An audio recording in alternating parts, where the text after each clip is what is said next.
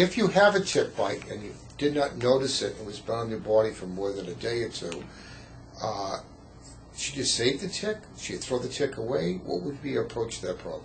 You know, unfortunately, there really aren't very many places that test the tick anymore. That used to be done, and people would be able to examine that tick and determine, based on the size of the tick, how long it had been attached to the body and what the risk was of getting the infection. That's really not a very practical thing to do. You really need to be expert in that to make any kind of determination. But so it's really not done anymore. The small little... A tiny tick, a very small tick, is unlikely to have been there for a long time. And these are ticks that are very small as opposed to dog ticks, the kinds that you might find on your pet. These ticks are very tiny, about the size of a poppy seed. Or, you know, if you took a magic marker and put a dot on your skin, that's about the size of these ticks.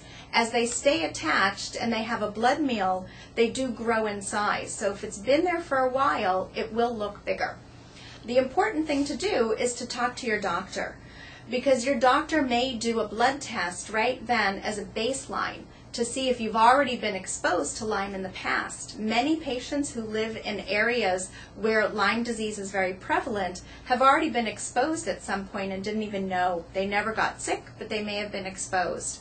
So by doing that lab test, you can tell what the baseline is, and then 6 to 8 weeks later, that test can be repeated to see if suddenly that patient has become positive.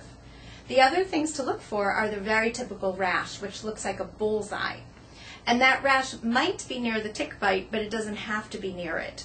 And that looks like a red patch that slowly expands and becomes bigger and looks like a ring in the end, just like a bullseye.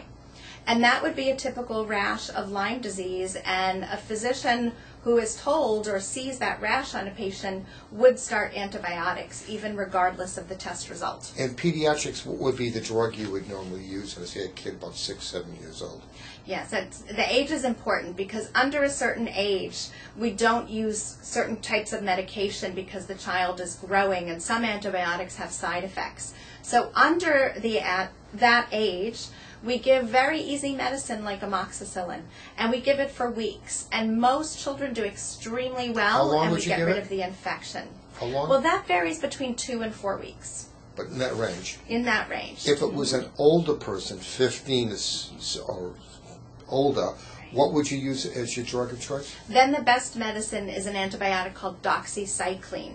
And that works very nicely also to get rid of the infection. And how long that would be given in general? Again, the same course, about 2 to 4 weeks.